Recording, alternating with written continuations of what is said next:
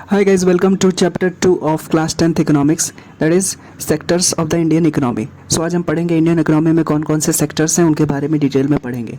तो सबसे पहले जानते हैं कि what is an economic activity. So economic activity is anything that generates income or remuneration. मतलब कोई भी काम ऐसा आप करते हैं जिससे आपको कोई तनख्वाह मिलती है, इनकम मिलती है या मेहनताना मिलता है, उसे हम इकोनॉमिक एक्टिविटी कहेंगे. Okay, so there are many activities happening around us. हमारे आसपास बहुत सारी एक्टिविटीज़ हो रही हैं. तो उन सबको समझने के लिए in order to understand them we need to categorise them, classify them, तभी हम उन सबको समझ पाएंगे. Okay, so these groups are known as sectors. तो बहुत सारी एक्टिविटीज़ हमारे आसपास हो रही हैं, उनको हम ग्रुप्स में क्लासीफाई करेंगे कि ये 3-4 ग्रुप्स हैं, इसमें हम क्लासीफाई कर रहे हैं. उन सभी ग्रुप्स को हम कहेंगे these groups are called as sectors. Okay, तो सेक्टर्स ऑफ इंडियन इकोनॉमी के बारे में आज हम पढ़ेंगे. तो बेसिकली 3 सेक्टर्स होते हैं इंडियन इकोनॉमी में, या फिर 3 सेक्टर्स ऑफ इकोनॉमिक एक्टिविटी हैं. पहला है प्राइमरी सेक्टर या फिर एग्रीकल्चर सेक्टर, दूसरा है सेकेंडरी सेक्टर, तीसरा है टर्शरी सेक्टर. तो सबसे पहले जानते हैं what is primary sector. Okay, so primary sector or agricultural sector भी इसे हम कहते हैं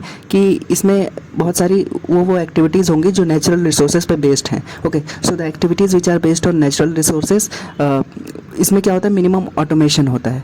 मतलब जनरली हम नेचुरल रिसोर्सेज से एक्सट्रैक्ट करके ये काम करते हैं और इसमें मिनिमम ऑटोमेशन होता है, मशीनरी वगैरह का इस्तेमाल नहीं होता है. Okay, so these are called as primary sector or agricultural sector items. Okay, so इसमें क्या हो सकता है, माइनिंग, क्वेरिंग या फिर कल्टीवेशन आप कुछ करते हैं, डेयरी एक्टिविटी करते हैं. जैसे एग्जांपल के तौर पे समझते हैं कि the cultivation of cotton. So cultivation of cotton depends on like natural factors, जैसे बारिश चाहिए, सॉइल चाहिए, अच्छा सनलाइट चाहिए, क्लाइमेट कंडीशंस चाहिए, तभी आपका कॉटन ग्रो हो पाएगा. ओके, सो जो कल्टीवेशन ऑफ कॉटन है ये एक प्राइमरी एक्टिविटी है. ओके, दूसरा एग्जांपल समझते हैं कि जैसे कि डेयरी सेक्टर में क्या होता है कि डेयरी एक्टिविटी में we are dependent on like biological processes of animals and fodder. मतलब फॉडर खिलाते हैं एनिमल्स को और वो हमें दूध देते हैं और इस दूध का हम बिजनेस करते हैं. तो dairy activity is also an example of primary activity.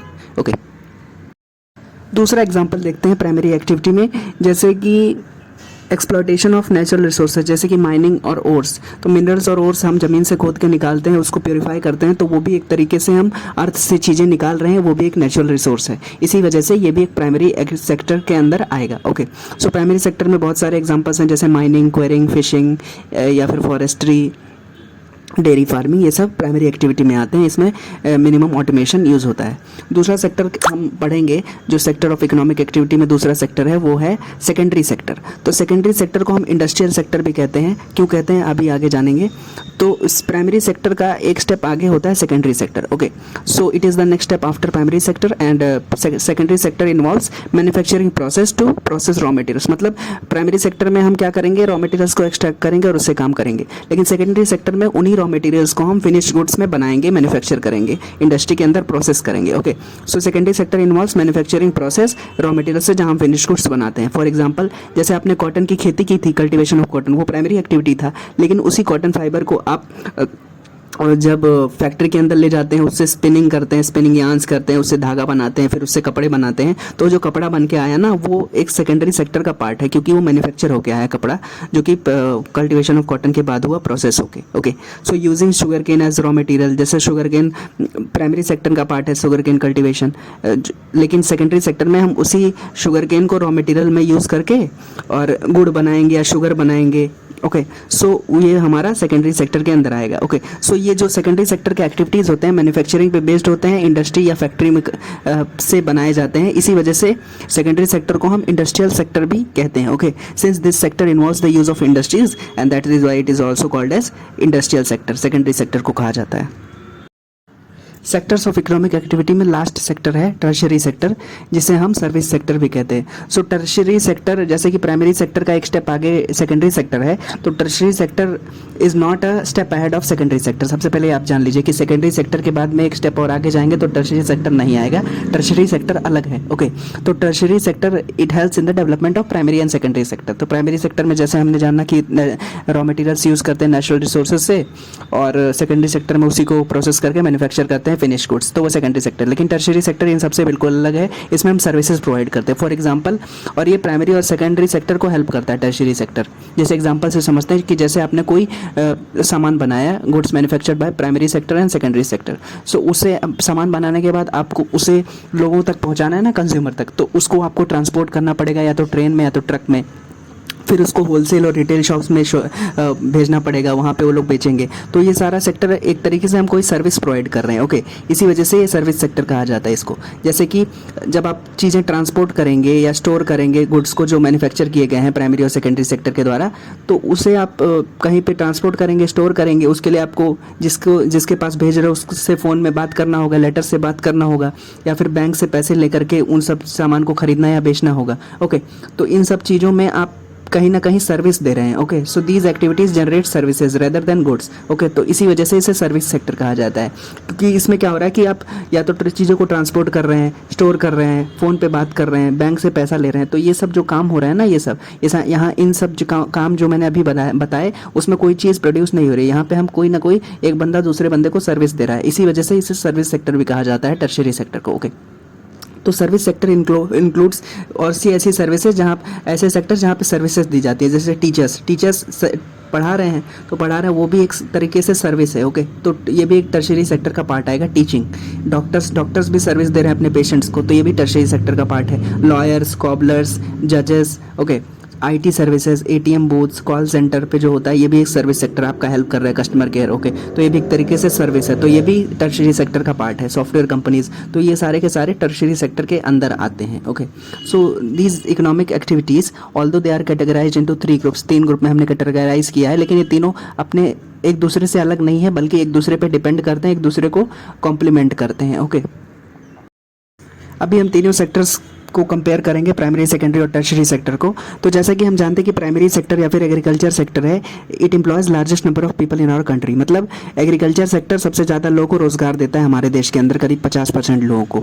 लेकिन जो वैल्यू ऐड करता है एग्रीकल्चर जीडीपी में, वो बहुत कम है। हमारे देश के जो नेशनल इनकम है उसमें बहुत कम ऐड करता है जीडीपी में, ओके, ये agriculture, okay. So although primary sector employs lot of people, but it does not add too much to the GDP, okay. लेकिन वहीं दूसरे तौर पर हम देखेंगे टर्शियरी सेक्टर जो है हमारा सर्विस सेक्टर, वो बहुत कम लोगों को एम्प्लॉय करता है, लेकिन उसका जीडीपी में मैक्सिमम कंट्रीब्यूशन है टर्शियरी सेक्टर का, ओके। तो अभी अगर हम पॉपुलेशन वाइज देखें तो प्राइमरी सेक्टर एम्प्लॉय करता है, प्राइमरी सेक्टर के अंदर देश में 44 से 50% लोग काम करते हैं। सेकेंडरी सेक्टर में 22 से 25% लोग काम करते हैं। वहीं पे टर्शियरी सेक्टर जो मैक्सिमम कंट्रीब्यूशन जीडीपी में देता है, उसमें 27 से 31% of the Indian population works, okay. So अभी जानते हैं कि how do we count the various goods and services and know the production in each sector. मतलब हमारे देश में जो भी चीज़ें, गुड्स और सर्विसेज प्रोड्यूस हो रही हैं या सर्विसेज दी जा रही हैं, या फिर जो प्रोडक्शन हो रहा है, उसको हम काउंट कैसे करें। तो जैसे आप देखते हैं कि आपके आसपास हज़ारों लाखों चीज़ें रोज बन रही हैं, तो आप उन सबको काउंट कैसे करेंगे, ओके। तो there are thousands of things produced every now and then in our country, so it is very difficult to count all the cars, all the bikes, all the trucks। तो ये बहुत difficult काम है ना, तो आप कैसे करेंगे। सो इसको आसान बनाने के लिए हम इन चीज़ों को काउंट करने के बजाय हम उसकी इकोनॉमिक वैल्यू को काउंट करेंगे जो फाइनल गुड्स प्रोड्यूस हो रहे हैं, जिससे हमें आसानी होगी ये जानने में कि गुड्स और सर्विसेज जो हमारे प्रोड्यूस हो रहे हैं हमारे देश के अंदर, और ये बाकी सारे सेक्टर्स का प्रोडक्शन क्या है। तो अगर इकोनॉमिक वैल्यू उसका देखेंगे कि इतना लाख है, इतना करोड़ है, तो इजी रहेगा, और साथ में फाइनल गुड्स का करेंगे तो और आसानी रहेगी, instead of counting the individual goods. नहीं तो गिनते गिनते आप कितना ही गिन लेंगे। ऑल्सो हम एक चीज़ का ध्यान रखेंगे कि हम केवल फाइनल गुड्स और सर्विसेज के इकोनॉमिक वैल्यू को ही काउंट करें, क्योंकि अगर आप जो बीच में चीज़ें यूज़ हो रही हैं उसको काउंट करेंगे तो 2 बार काउंट कर लेंगे। क्या मतलब है मेरा, इससे ये मतलब है कि मान लेते हैं स्टील का यूज़ हो रहा है, ग्लास का यूज़ हो रहा है किसी कार को बनाने में, और या टायर का यूज़ हो रहा है किसी कार को बनाने में। तो अगर आप स्टील और टायर और ग्लास, इन सब का वैल्यू अगर जोड़ेंगे इकोनॉमिक वैल्यू, और फिर बाद में जब कार बन के आएगी उसका भी इकोनॉमिक वैल्यू जोड़ लेंगे, तो जीडीपी में आपको इन्फ्लेटेड वैल्यू मिलेगी, आपको गलत वैल्यू मिलेगी जो कि इनएक्यूरेट होगी। इसी वजह से अगर आपको जानना है कि अपने देश में गुड्स और सर्विसेज जो प्रोड्यूस हो रही हैं उसका इकोनॉमिक वैल्यू क्या है, तो आप केवल फाइनल गुड्स को देखिए, उनके इकोनॉमिक वैल्यू को देखिए, इंटरमीडिएट गुड्स को मत देखिए, okay. So intermediate goods are not counted, and intermediate goods कौन से गुड्स होते हैं, they are goods which are used in the production process to make final goods, okay. जैसे कि स्टील प्लेट हो गया, ग्लास हो गया, इससे कार बना रहे हैं अगर आप, टायर हो गया, तो ये इंटरमीडिएट गुड है जिससे हम यूज़ करके, जिसको इस्तेमाल करके हम लोग फाइनल गुड्स बना रहे हैं, okay. So the value of final goods and services produced during a particular year in all the sectors it called as GDP of a country. Okay, तो ग्रॉस डोमेस्टिक प्रोडक्ट, जैसे हमें पिछले classes में हमने पढ़ा था कि ग्रॉस डोमेस्टिक प्रोडक्ट क्या होता है। तो किसी भी देश में जितनी गुड्स और सर्विसेज प्रोड्यूस हो रही हैं, फाइनल गुड्स एंड सर्विसेज जो हमारे देश में प्रोड्यूस हो रही हैं किसी पर्टिकुलर ईयर में, उन सभी का जब जोड़ करके, उन सभी सेक्टर्स को जोड़ करके जो इकोनॉमिक वैल्यू निकलेगी वही देश की जीडीपी होगी। ओके, अभी जानते हैं कि what is the historical change in these sectors. हमारे देश में जो 3 सेक्टर्स हैं इकोनॉमिक के, उसमें इंडियन इकोनॉमी में जो 3 सेक्टर्स हैं उसमें क्या चेंजेस आए हैं हिस्टोरिकली, मतलब पुराने समय से अभी तक में क्या हो रहा है। तो जैसे कि हम देखते हैं कि पहले जो फार्मिंग मेथड्स होती थी वो ट्रेडिशनल होती थी, लेकिन धीरे धीरे जैसे टेक्नोलॉजी डेवलप हुई, as the methods of farming improve and agriculture productivity increase. Green revolution के बाद से जब एग्रीकल्चर प्रोडक्टिविटी भी बढ़ गई, टेक्नोलॉजी भी बढ़ गई, तो क्या हुआ कि प्रोडक्शन बढ़ गया क्रॉप्स का। तो क्रॉप्स का प्रोडक्शन बढ़ गया तो लोगों ने क्या सोचा कि अब हम केवल उगाएंगे नहीं, उसको बेचेंगे और भी इससे बहुत सारे काम करेंगे। तो लोग एग्रीकल्चर सेक्टर से मूव आउट होने लगे। Okay, so people began to engage in other activities like buying also, selling, transportation, accounting. इन सब एक्टिविटीज़ में जुड़ने लगे लोग कि हम लोग और पैसा कमाएंगे और बिजनेस करना चाहते हैं और एंगेज करना चाहते हैं, प्राइमरी सेक्टर को छोड़ के और एक्सप्लोर करना चाहते हैं। Okay, so also agriculture sector है कि ज़्यादा सभी लोग एम्प्लॉय कर नहीं सकते एग्रीकल्चर सेक्टर, लेकिन इस वजह से लोगों ने सोचा कि हम और बिजनेसेस में ट्राई करेंगे, जैसे कि नॉन फार्म एक्टिविटीज़। तो नॉन फार्म एक्टिविटीज़ में भी लोग जाने लगे, जैसे कि क्राफ्ट में, ट्रेडिंग में, स्मॉल बिजनेसेस में, गांव के अंदर जो स्मॉल बिजनेसेस रूरल एरिया में होते हैं, ट्रेडिंग, इन तरीके से डेयरी एक्टिविटी, इन सब में लोग घुसने लगे एग्रीकल्चर सेक्टर को छोड़ करके, क्योंकि एग्रीकल्चर सेक्टर ज़्यादा लोग को नौकरी या एम्प्लॉयमेंट नहीं दे सकता ना, तो इस वजह से लोग और सेक्टर्स में जाने लगे और गाँव को छोड़ के शहर में जाने लगे। या फिर एग्रीकल्चर सेक्टर में ही प्रोडक्टिविटी जब बढ़ गई तो लोगों ने सोचा अभी हमें और डाइवर्सिफाई करना चाहिए और भी एक्टिविटीज़ करनी चाहिए, trading, buying, selling, transportation, accounting, ये सब करना चाहिए और फ़ायदा कमाना चाहिए। ओके, सो अभी जानेंगे कि where are the most people employed. तो जैसे कि हम जानते हैं कि एग्रीकल्चर सेक्टर हमारे देश में जो प्राइमरी सेक्टर है वो 50% या उससे ज़्यादा लोगों को एम्प्लॉय करता है, काम देता है। लेकिन ये भी हम जानते हैं कि एग्रीकल्चर सेक्टर या प्राइमरी सेक्टर का जीडीपी में सबसे कम कंट्रीब्यूशन है अगर तीनों सेक्टर्स को कंपेयर किया जाए। Okay, so the agriculture sector और the primary sector employs the largest number of the people. But जो एग्रीकल्चर सेक्टर में हमारे देश में लोग काम करते हैं वो अंडर एम्प्लॉयड हैं, मतलब वो कोई वैल्यू नहीं ऐड कर रहे हैं। मतलब किसी के घर में अगर 8 लोग हैं और उन खेती कर रहे हैं, लेकिन जो खेत है उसमें 4 ही लोग का काम है, तो वो जो 4 लोग एक्स्ट्रा है ना, वो कोई वैल्यू नहीं ऐड कर रहे हैं, वो अंडर एम्प्लॉयड हैं। ओके, तो अंडर एम्प्लॉयड मतलब क्या होता है कि underemployed is said to exist when people are not earning as per their potential. मतलब 8 लोगों का काम, मतलब 8 लोग आप खेत में काम कर रहे हो लेकिन काम 4 ही लोग का है, तो जो 4 लोग एक्स्ट्रा है ना वो अंडर एम्प्लॉयड हैं, कोई वैल्यू नहीं ऐड कर रहे हैं। ओके, और अपनी पोटेंशियल को नहीं रीच कर पा रहे, इसी वजह से उन्हें अंडर एम्प्लॉयड कहा जाएगा। Now I study what is disguised unemployment. तो डिस्गाइज्ड अनएम्प्लॉयमेंट वही होता है कि when marginal productivity of labour is zero. मतलब डिस्गाइज्ड एम्प्लॉयमेंट तब होता है कि जब कोई काम कर रहा है और वैल्यू नहीं ऐड कर रहा है, मतलब किसी जगह पे काम करने वालों लोगों की संख्या ज़्यादा है और जितनी ज़रूरत नहीं हो उससे ज़्यादा है। ओके, तो अभी जानेंगे उसे हम डिस्गाइज्ड अनएम्प्लॉयमेंट कहते हैं, क्योंकि लोग कोई वैल्यू नहीं ऐड कर रहे। अभी जानते हैं how to create more employment in rural areas. तो जैसे कि गांव एरिया में हम देखते हैं कि ज़्यादा लोगों के पास बहुत कम खेत होता है, 2 हेक्टेयर से कम ज़मीन होती है ज़्यादातर लोगों के पास में। तो अगर हम क्या करें कि रूरल एरिया में कैसे एम्प्लॉयमेंट जनरेट करें विलेजेस वगैरह में, तो क्या कर सकते हैं हम, सरकार क्या कर सकती है कि ऐसे उन लोगों को एग्रीकल्चरल सब्सिडी दे या फिर फर्टिलाइज़र्स दे, कम रेट पे सब्सिडी दे फर्टिलाइज़र्स में, ताकि उन लोगों की प्रोडक्टिविटी बढ़ सके, क्रॉप्स की प्रोडक्टिविटी बढ़ सके।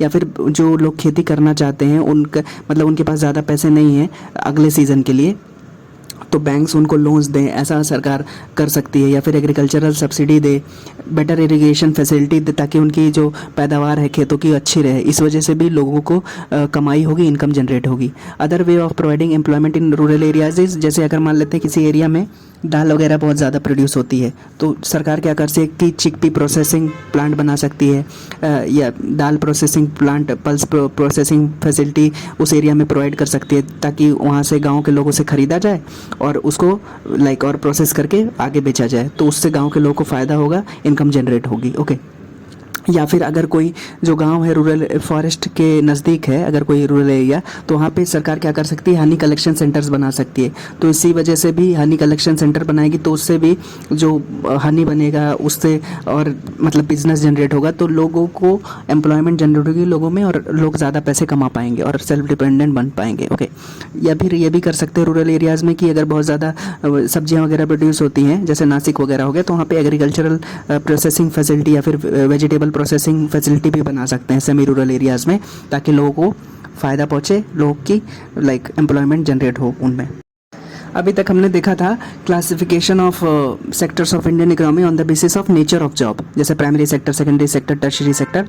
अभी हम जानेंगे what is the classification of sectors of Indian economy on the basis of working condition, मतलब वर्किंग कंडीशन के आधार पे हमारे सेक्टर्स ऑफ इंडियन इकोनॉमी किस तरीके से डिवाइड है, मतलब हमारे देश में जितने सेक्टर्स हैं ना काम करने के, उसमें डिवीज़न कैसा है वर्किंग कंडीशन के हिसाब से। तो as per like division of sectors on the basis of working condition, दो सेक्टर्स हैं हमारे देश के अंदर वर्किंग कंडीशन के आधार पे, ऑर्गेनाइज सेक्टर और अनऑर्गेनाइज सेक्टर। तो जैसे नाम से ही समझ में आ रहा है कि जो ऑर्गेनाइज सेक्टर है वहाँ पे सारे रूल्स रेगुलेशन फॉलो होंगे और टर्म्स ऑफ एम्प्लॉयमेंट भी रेगुलर रहेगा, लोग काम करेंगे उनको तुरंत निकाला नहीं जा सकता है, रजिस्टर्ड विद गवर्नमेंट रहेगा ऑर्गेनाइज सेक्टर, साथ ही साथ सारा प्रोसेस फॉर्मल रहेगा, पूरा प्रोसीजर फॉलो होता है। ओके, और एम्प्लॉयमेंट जहाँ तक एक तौर पे सिक्योर रहती है ऑर्गेनाइज सेक्टर में। ओके, और जो ऑर्गेनाइज सेक्टर होता है वहाँ पे बहुत सारे जो लॉज है ना, एक्ट्स का पालन किया जाता है, जैसे factories act, wages act, bonus act, PF act, provident fund act, minimum wages act, मतलब इतने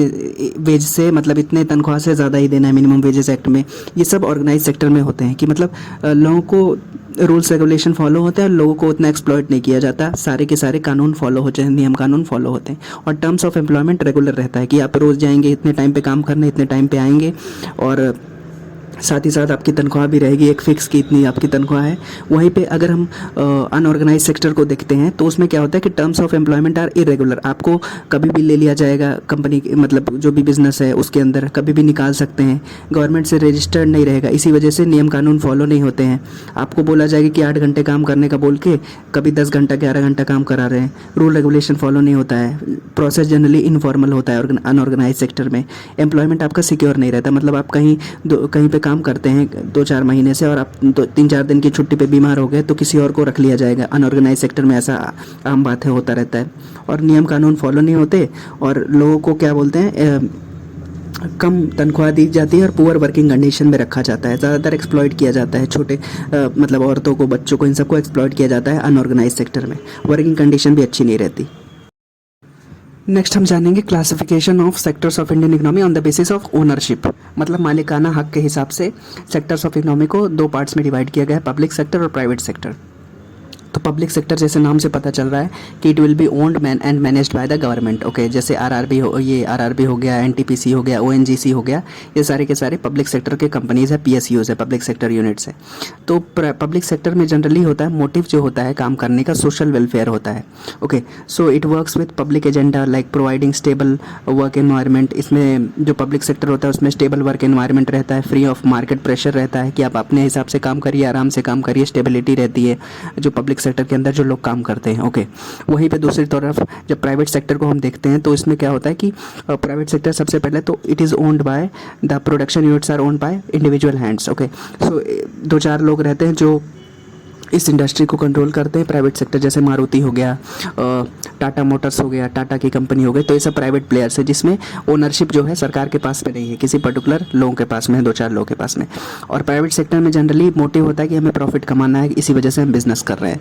ओके, सो प्राइवेट सेक्टर में जनरली बहुत प्रेशर रहता है लोगों पे, काम करने वाले पे, they are bound by market pressures की मतलब सेल करो ज़्यादा, हमारी कंपनी आगे क्यों नहीं बढ़ रही है, नंबर्स क्यों नहीं आ रहे हैं। Okay, so they do not have stable work environment and there lot of pressure is there. Now we'll study about rising importance of tertiary sector in the production process of the country।